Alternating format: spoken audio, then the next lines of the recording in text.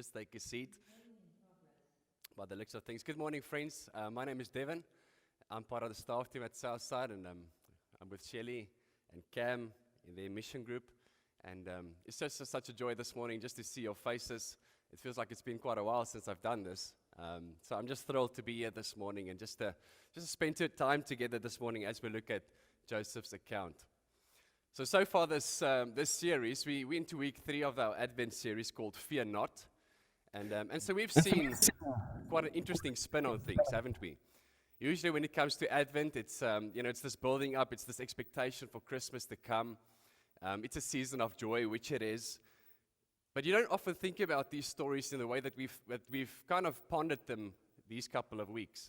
That each of these Christmas stories, there's this element of fear that each of the characters that we've dealt with and that we will deal with, each of these characters had to face and confront a certain fear to be able to live out their God-given calling. So we started with Zechariah, the father of John the Baptist, and we've seen that the angel appeared to him and said, "Zechariah, fear not, for your prayers have been heard." And so for Zechariah, there was this fear that God is not listening to his prayers. He's not listening to the prayers of the nation for which he was a priest. He's not listening to his personal prayers because between himself and Elizabeth, they had no child. And so he had this fear that these prayers are not being heard. And then last week we saw Mary. She had a different fear, the fear of insecurity, the fear of insignificance.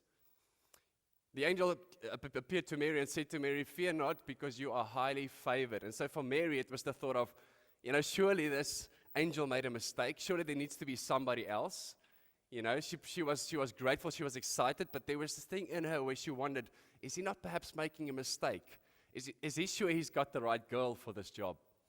And so this morning, we'll look at a different character now, also related to the birth story, the Christmas story of Jesus, and just see what types of fear he had to confront in this whole endeavor, in this whole story.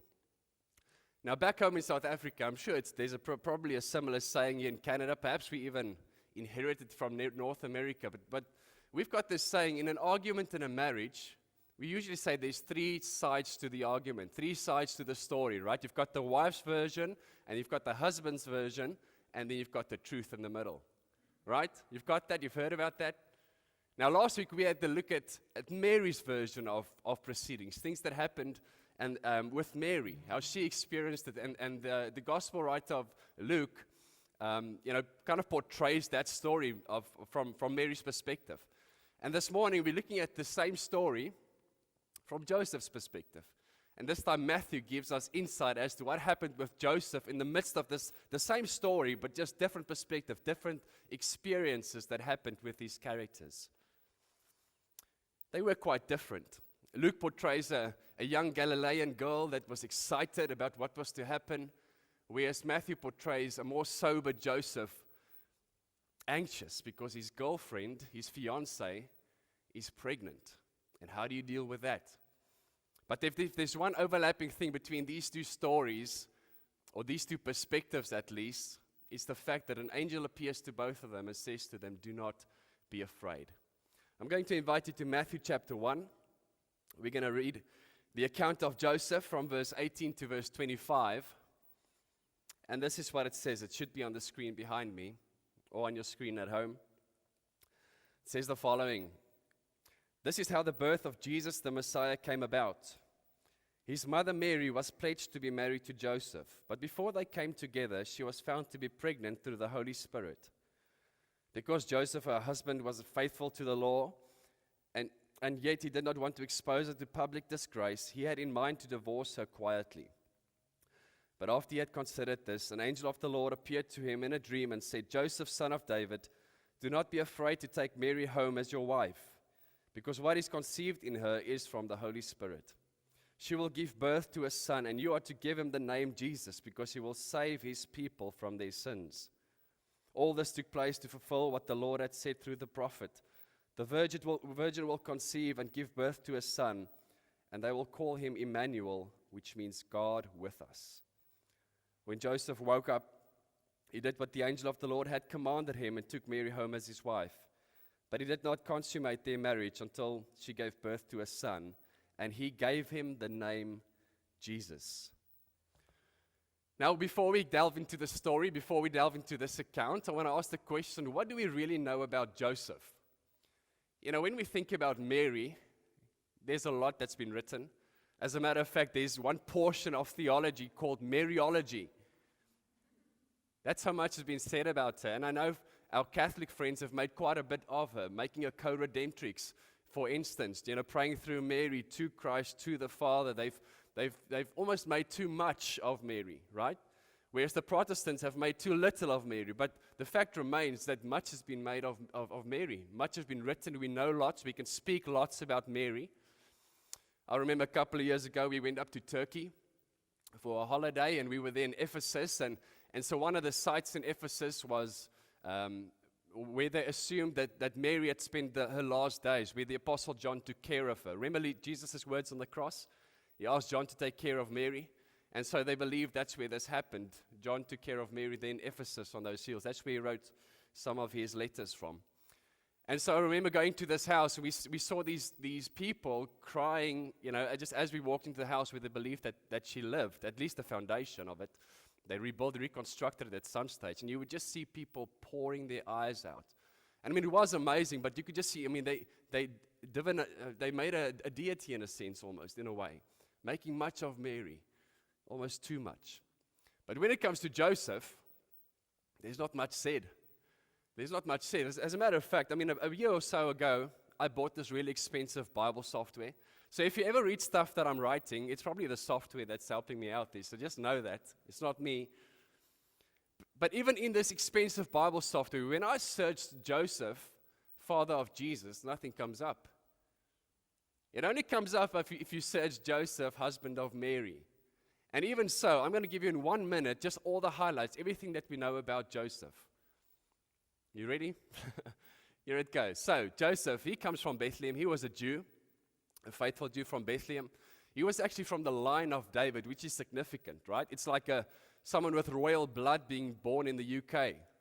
He was a Bethlehemite. He was in the line of David. He was a carpenter, as that video tried to portray. However, carpentry in those days involved more than just working with wood, like we understand it today. A carpenter back in the day was more like a craftsman. He worked with wood, he worked with stone, he worked with metals. He was almost more like a construction guy or a handyman. And that was his trade, that's what he did. And so when he married Mary, we do know that they took Jesus about a month after his circumcision. They took him to the temple in Jerusalem, being the firstborn. That's what they had to do, to dedicate him to the Lord. They gave the appropriate offering. But within 2 years of Jesus' birth, Joseph had to do something really significant. And we'll delve into some of that this morning. Herod wanted to kill Jesus, learning that the king of the Jews had been born in Bethlehem. And so he had to flee. He had to take Mary. He had to take Jesus. At that stage, Jesus probably was, under 2 years old, walking around, perhaps saying Dada and Mama, or something like that. He had to take his family and flee to Egypt, where he spent quite a bit of time. We know it wasn't more than 10 years because Jesus was back in Jerusalem at age 12, but I don't think it was months either. I would guess a couple of years hiding in exile in a way in Egypt. And after all of this, he finally came back home, couldn't go to Bethlehem because the son of Herod was reigning, Archelaus. And so he had to go and settle in Nazareth, where he raised his family. Apart from that, when Jesus was 12 years old, they made a trip. They voyaged to Jerusalem as they did. And that's about what we know about Joseph. So we can all go home. But when we look at this story, I want to backtrack just a little bit. Just back to this account, because what happens to this account that I read this morning set up the rest of his life. You see, this was like a watershed moment for Joseph, this dream that he had. He had a decision to make. He had a choice to make, that either he would wake up in the morning and said, well, I ate too much pizza last night. That's why I was dreaming all of this stuff.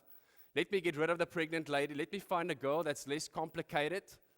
There's less issues. It's a more comfortable life. I can stay in Bethlehem. I can stay with my people. I can just do what I do. Or I can take God at his word. I can take this calling. You'll hear the word calling quite a bit this morning. Joseph received a calling from God. And that was to marry Mary and to be a father to Jesus, to raise Jesus. That was his calling. He could either get rid of the pregnant lady or take his calling seriously, raise Jesus, be a father to Jesus, and obey God. But with that, there came complications. With that, it would be a life of discomfort. It would be a life of going through challenges and facing, as we'll see this morning, many, many different types of fears.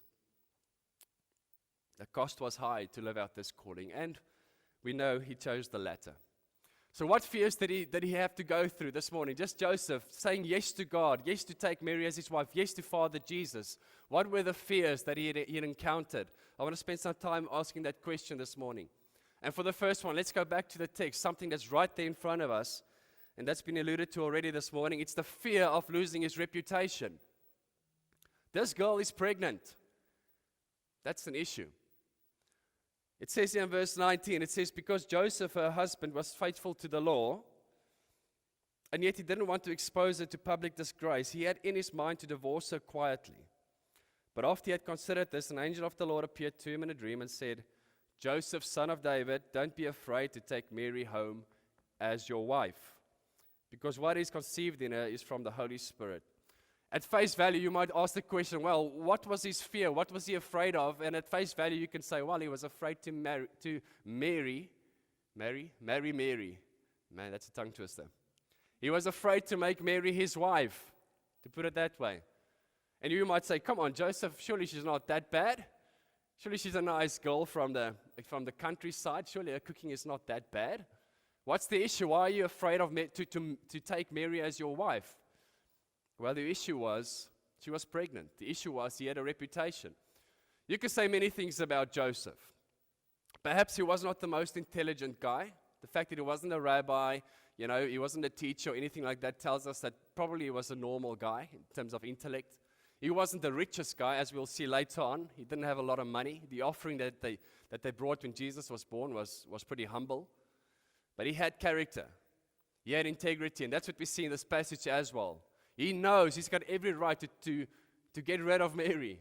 He knows he's got every right to, but yet he says he knows what the law says, but he's going to do it secretly. He wants to do it quietly.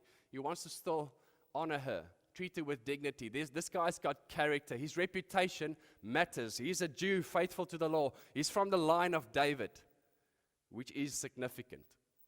And so for this guy to say yes to this calling that God is calling him to take Mary as his wife, who is pregnant, is suicide in terms of his reputation. Instead of being known as Joseph, son of David, he would be known as Joseph, the fornicator. I mean, who would believe this story? Imagine this. Joseph goes to Mary's, to her parents' house for supper. They're going to break the news. What's he going to say?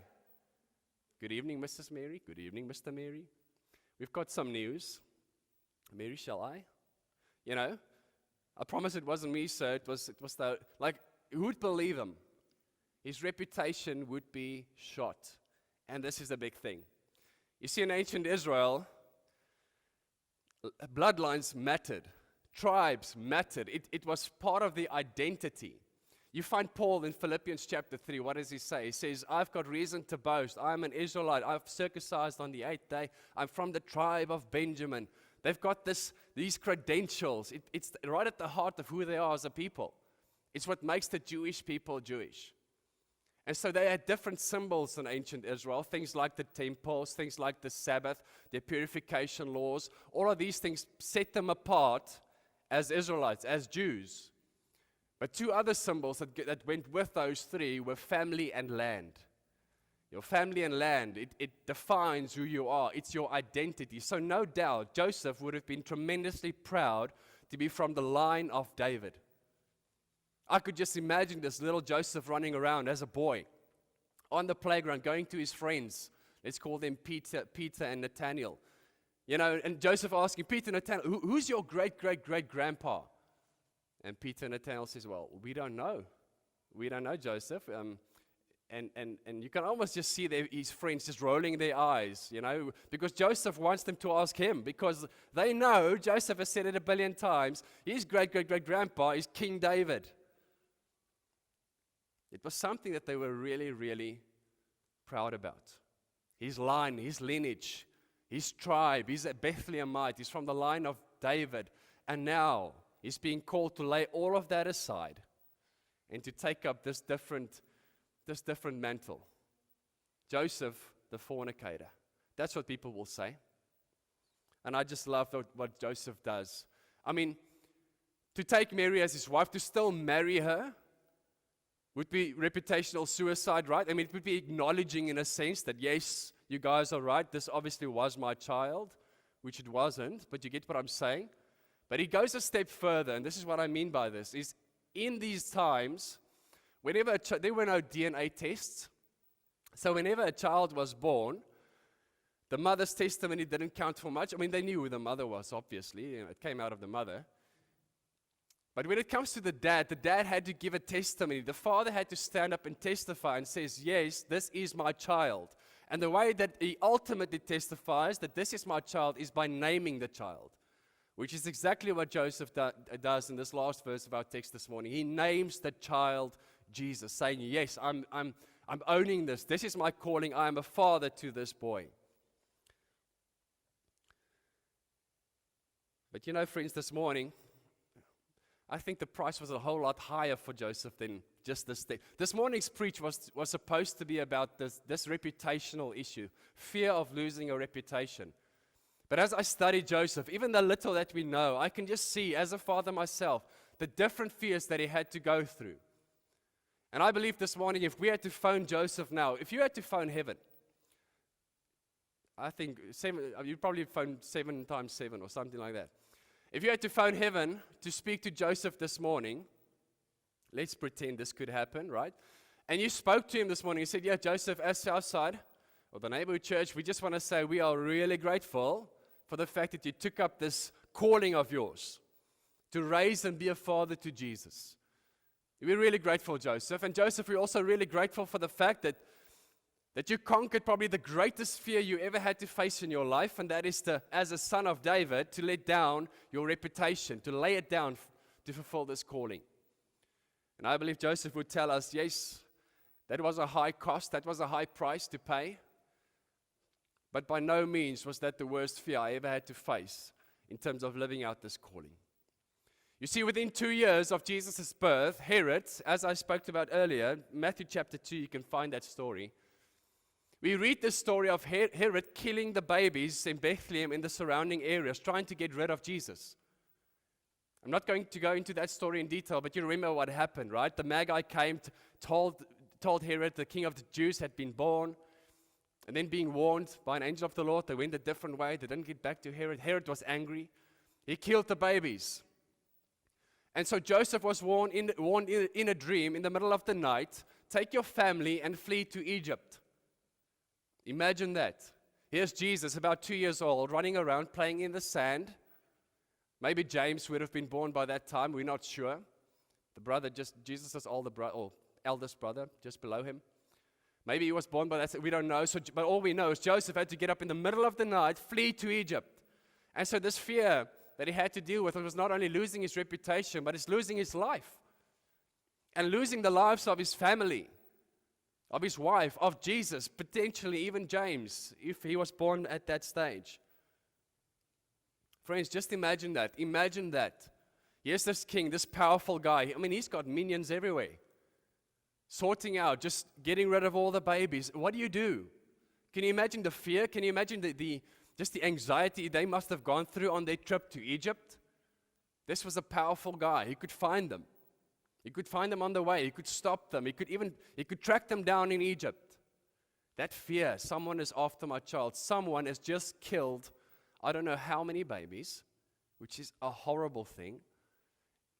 He's serious. He wants to get rid of my son, and he will probably get rid of me too. Can you just feel that angst? We had something of that this week, just personally. Last week, Saturday, our son, Hudson, he was in quite a bit of distress. He couldn't breathe properly, and so we had to rush him to the ER. But just on the way, just those 15 minutes, this was not a trek to Egypt, nor was it hiding for numerous years. This was just a trek to the emergency room. For that time, I cannot tell you the fear that I was going through. My son is not breathing. He's struggling to breathe. He's not getting oxygen. He's not, and in that moment, I would do anything to get through that moment. I remember thinking to myself, I wish I could fast forward. I just want to fast forward, get through this, and be home with my child like normal. And surely this was something that Joseph must have experienced. Yes, this guy has just killed all these babies. He's on his way. He wants to get rid of my son. He wants to get rid of my family. Can you feel that, just that fear of losing life? And then he goes to Egypt, of all the places. You know, it's almost like a Jewish person needing to go back to Germany after the Second World War. There was a history, right? To go back to Egypt, I mean, there was a history. People have been told things. Nobody was going to go to Joseph and say, oh, Joseph, you're fleeing from Herod. Come on in. Come on in. Oh, yeah, by the way, your God, turned our water into blood, sent frogs into our lands, and mites, and hail, and whatever else, the 10 plagues. I only know 5. I'm sorry. You get what I'm saying? No one's going to hold out their hands and say, Joseph, come on in. You're welcome as a Jew. Here's some business for you. You're a craftsman. Here's some deals. You can make some money over here.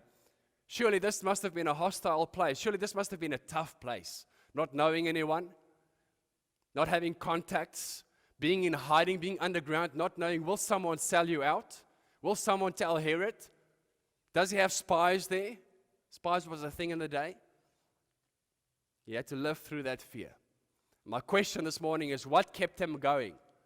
What gave him hope to continue in this calling of fathering Jesus? A few years later after this, we don't know how long it was. I'm guessing a few years because he had to wait for the king to die. Joseph could eventually go back home. Can you imagine the relief? I'm sure by now it would have been Jesus. There would have been little James running around, perhaps even little Jude playing around, maybe one of their sisters by that time, depending on how long it was. But they eventually got news. You can come back home. You can come back home. Yes, you won't have the best reputation, but at least you'll be with your people.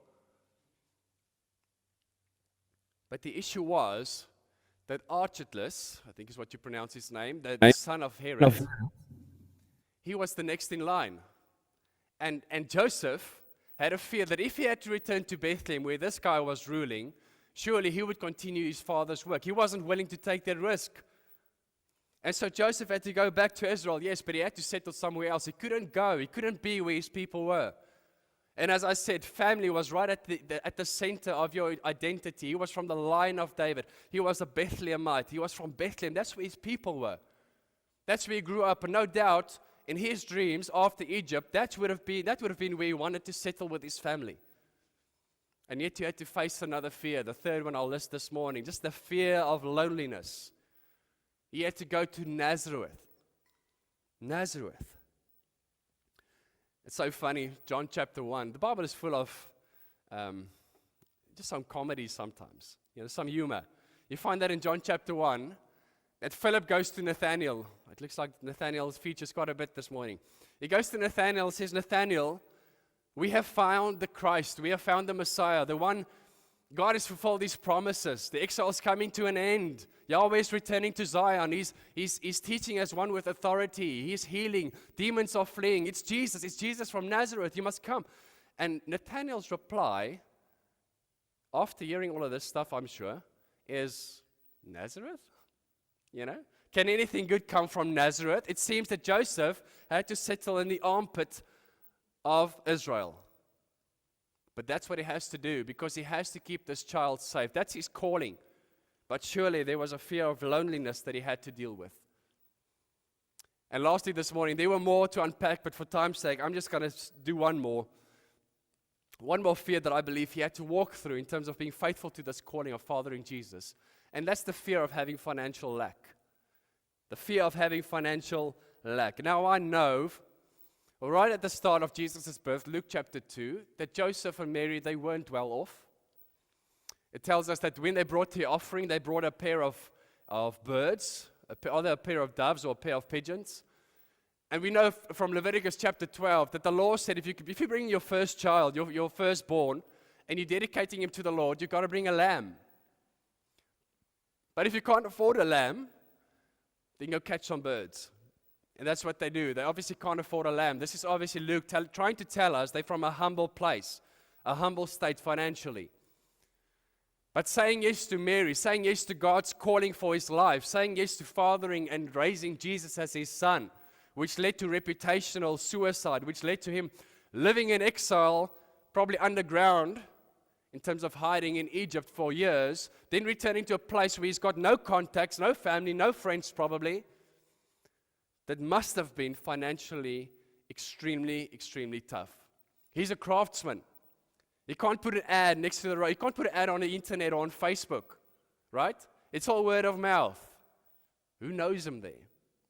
All his contacts are back in Bethlehem. And so, friends, there were many fears that he had to face. But the question I keep coming back to as I think about this, I think about his time, just sitting, just seeing how people are talking about him behind his back potentially. Or his time in Egypt, looking at his little boy playing in the sand, thinking that people are coming to kill him. They want to kill him. They want to get rid of him. Like, what kept him going? What was the hope that he had? What did he have to hold on to? Or those times that he went back to Nazareth, just longing to be with his kinsmen, longing to be with his family in Bethlehem. And yet he's sitting in Nazareth lonely. What kept him going when he couldn't put food on the table potentially? And that's what I want to get to this morning. I think our text this morning gives us two things I think helped him a lot. And that is the promises of God and the presence of God. So let's go back to our text. Verse 21 says the following. It says, the angel is speaking. It says, she will give birth to a son, and you are to give him the name Jesus, because he will save his people from their sins. He will save his people from their sins. God made a promise to Joseph through this angel that when Jesus will save his people from their sins. Joseph was a Jew. Matthew, the writer of the gospel, was a Jew. And so they would understand this sentence perhaps a little bit different than we would take it at face value today. And that is this, that for the Jewish people, sin and exile went hand in hand. The reason why they were taken out into exile, into Babylon, was because of their sin. That's what they understood. So when John the Baptist came on the scene and said, repent for the forgiveness of sins, or a text like this, these sins will be forgiven, to the Jew, it means God is forgiving us. God is bringing us back from exile. Does that make sense? The promises of old are being fulfilled. God is coming. He's bringing us back from exile. Yahweh is returning to Zion. God is going to rule over us once more. And God will bless Israel. And Israel will bless the world. And God will redeem the world through his kingdom. That's what they would be hearing. And so Joseph would hold on to these promises. Jesus is coming. He will forgive his people their sins. He is the Messiah. He is the one we've been waiting for. The promises are being fulfilled. Exile is coming to an end. In Jesus' time, throughout the whole Second Temple Judaism, they believed they were still in exile. Even though they were in Jerusalem, even though they were in Israel geographically, they were still under foreign power, under the power of Rome. They were longing for a day where God would be their ruler. So they saw themselves in exile. And so no doubt, as Joseph was sitting there, with his reputation shot, he would remind himself, but God has promised that through this, my son, through the Christ, the Messiah, the promises of old are being fulfilled. The climax of Israel is going to occur. He had these promises to hold on to. As he sat in Egypt, fearing for his life, or as he sat in loneliness in Nazareth, perhaps by a fire, reminding himself as he sees his son playing in the sand, God is forgiving our sins. We are returning from Israel. God will once again be the one who rules over us. But it goes on in verse 22, and this is the second thing I think he had held on to. He held on to the promises of God, but also he held on to the fact that God was with him, the presence of God. Verse 22, all this took place to fulfill what the Lord had said through the prophet. The virgin will conceive and give birth to a son, and they will call him Emmanuel, which means God with us. Emmanuel is mentioned in Isaiah chapter 7 and Isaiah chapter 8. No one dared to call the kid Emmanuel until this moment. God is with us. Imagine Joseph, just every time he speaks about Jesus, every time he calls his name, be reminded, God is with us, God is with us, God is with us. Every single time. As he sat in Egypt, as he saw people talk about him behind his back, or about his wife, or about his family. Maybe in loneliness. Maybe having financial lack, knowing God is with me. He's going to help me to fulfill. He's given me His promises. He's given me His presence. He is with me. And so I'm ending with this question then this morning, friends. I've given you a whole bunch of information. I've opened the door for us to understand the story of Joseph. Now the question is, what about you? What about us? What is God calling you to do? Specifically, what has He called you to do? What are those dreams? What are those passions He has placed in you that He's called you to do? What are those things, friends? I think if we can learn from Joseph this morning is to take those seriously. Yes, we are to be a people who join God on mission. Yes, we are to be a people who see where God's at work and joining Him on mission, a foretaste of the kingdom. But I believe within that, God has called us to specific things. He has made you in a certain way. He has given you passions and talents. He's placed dreams in your heart. And God wants us to take those things seriously. He wants us to take those things seriously. Perhaps fear is keeping us back. Perhaps the fear of your reputation. What will people think? What will my parents think? If I start this business, quit this job, start this business. I'm not telling you to quit your job. I'm just saying, what is God calling you to do? What are the promises? What are those things He's telling you? What are those passions? Maybe it's time you start writing that book or taking that course or go study or go to that country or have a child. I don't know what it might be, but what has God called you to do? What's that specific thing? That passion, those dreams. And I believe God wants to reawaken those things for us this morning and say, don't forget about them. Don't just go through the motions. Life is short. Life is short. It might be fear that's keeping us back this morning, friends, but I want to give you the same two things that Joseph held on to. Is hold on to the promises of God. Hold on to the promises of God. Even though people think you are crazy to do what you do as you pursue this calling.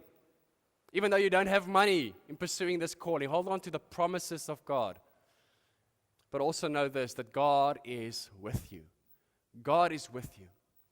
Just love the Gospel of Matthew. He starts with this passage we read this morning. He shall be called Emmanuel, God with us. In chapter 28, the last chapter, he ends with the same words. Jesus speaking, He says, behold, I am with you. And so, friends, God would say to us this morning, fear not, because you can trust me.